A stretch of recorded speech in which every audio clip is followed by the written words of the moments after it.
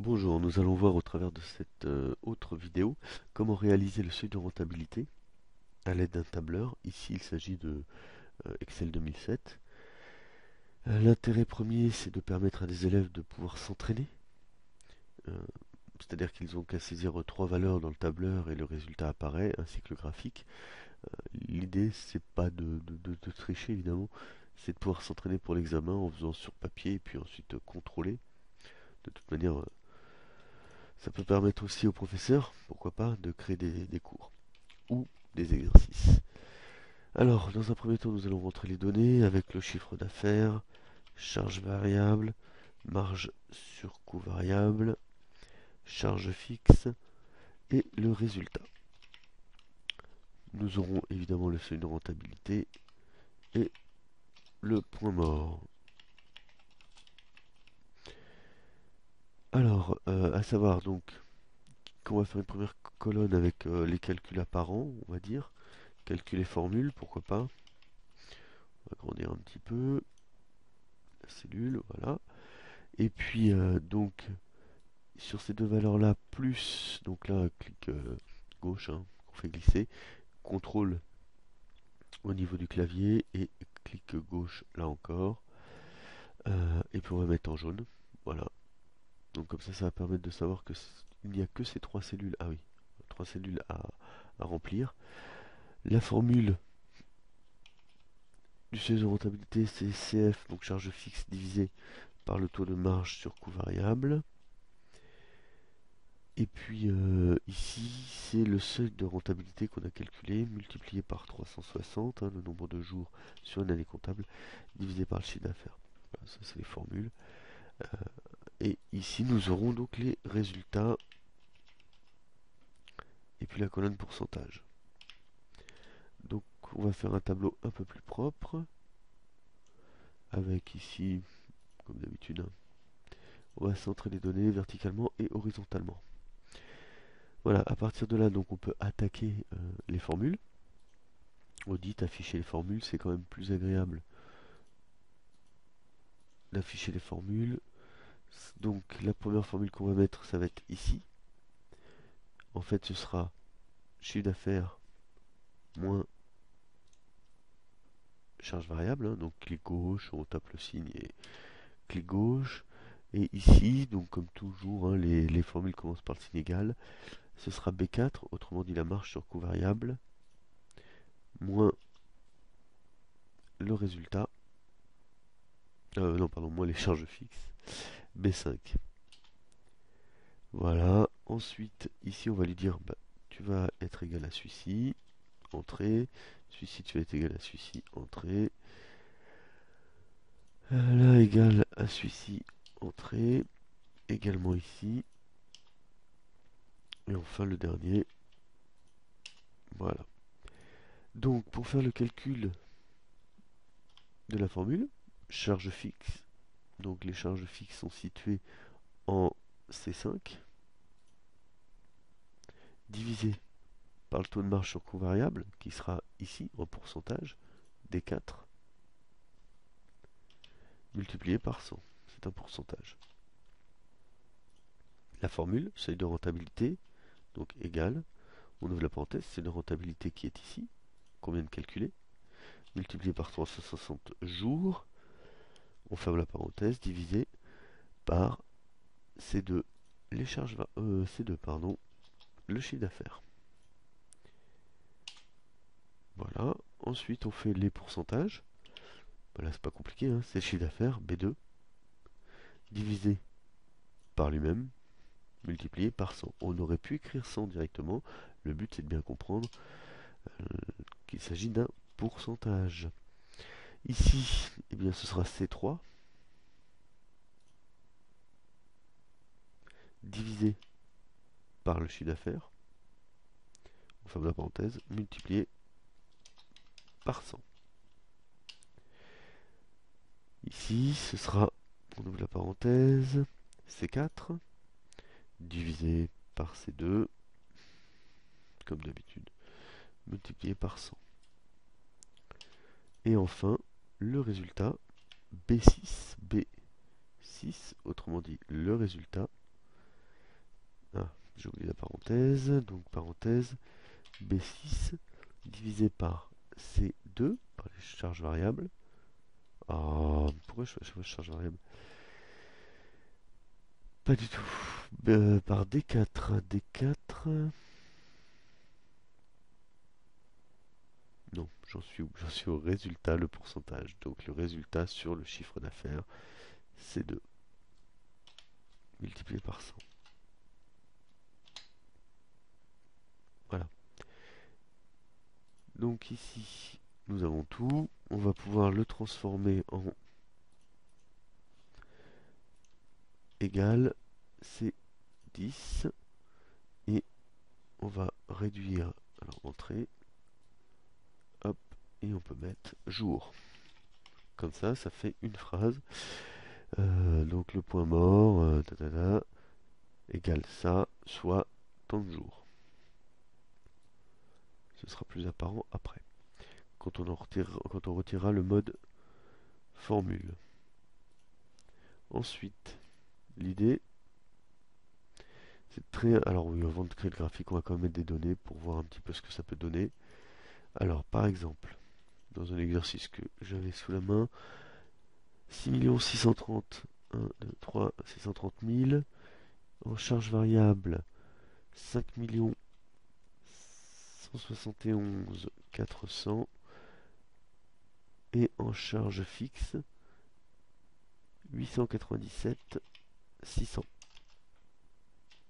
Si on retire, alors entrée, si on retire les formules, nous avons donc le résultat qui apparaît, c'est-à-dire 6 630, on peut faire les espaces, etc. Ça, y a pas de problème.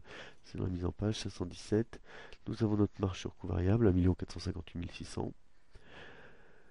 Et le résultat, nous avons le seuil de rentabilité qui est calculé, et 221, soit...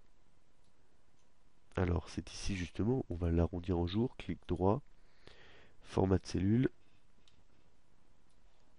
et à le mettre sur l'écran, et on dit nombre, et on veut 0 décimal.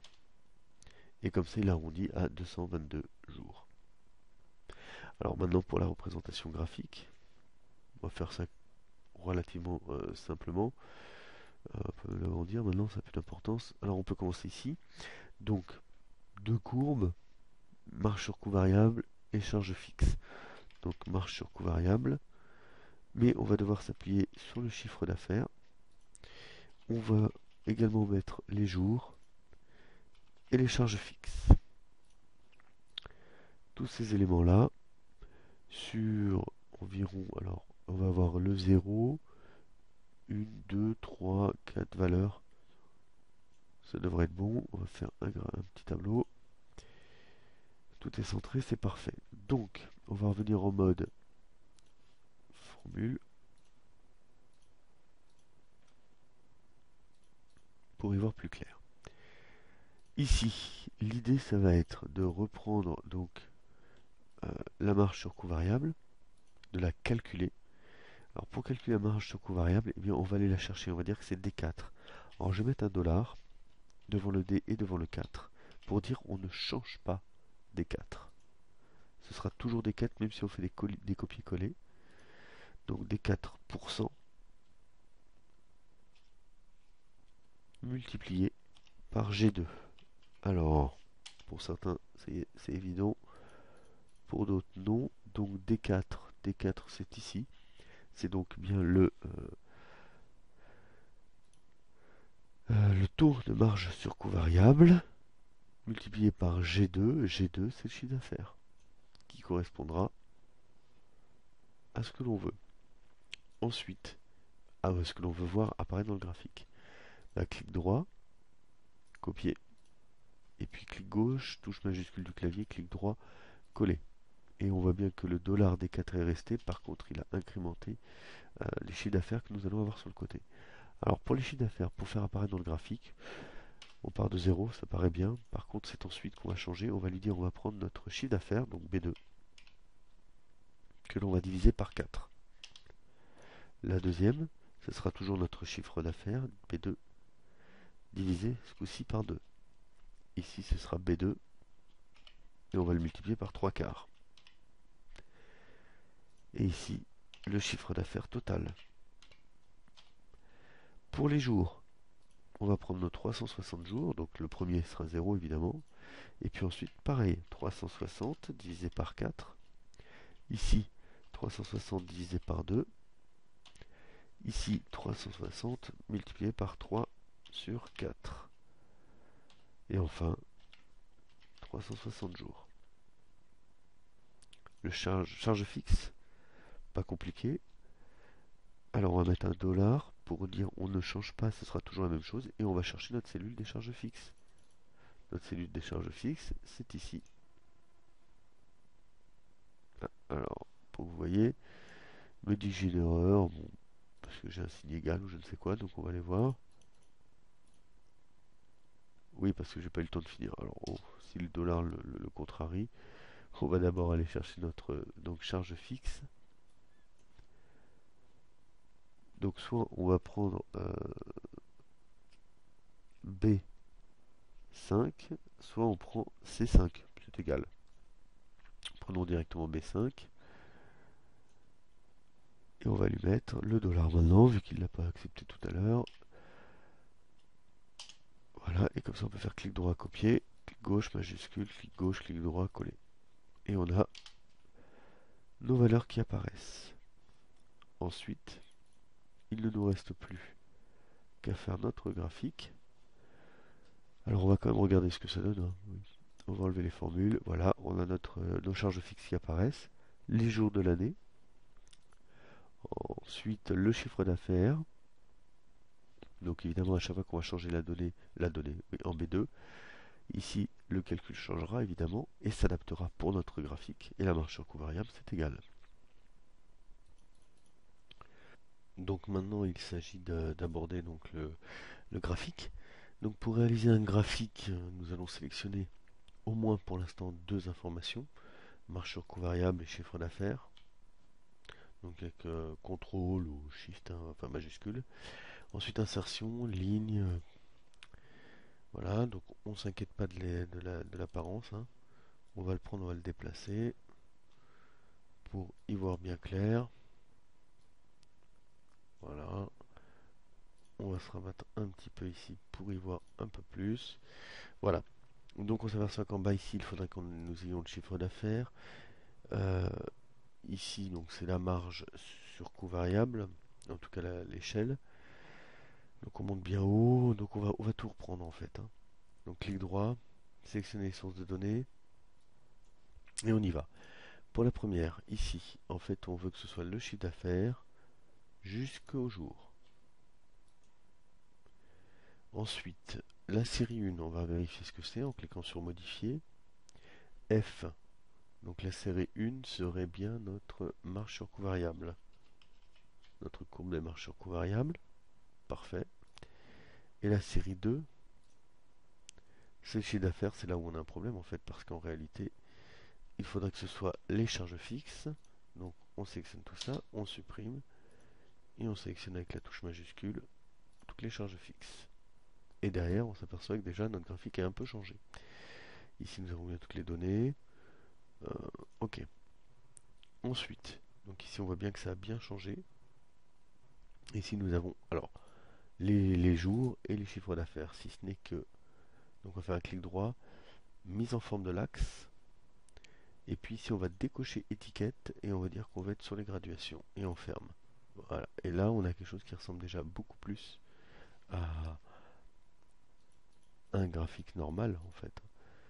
Donc, à partir de là, on peut le regarder.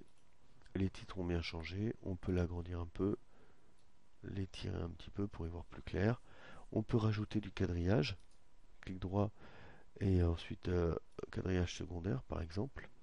Comme ça nous donne une idée un peu de l'endroit. Ce qui correspond à peu près à nos 222, hein, je crois qu'on avait dit, voilà, 222 jours. Et 4 80 000. Donc 4 80 000. Voilà, on est à peu près ici.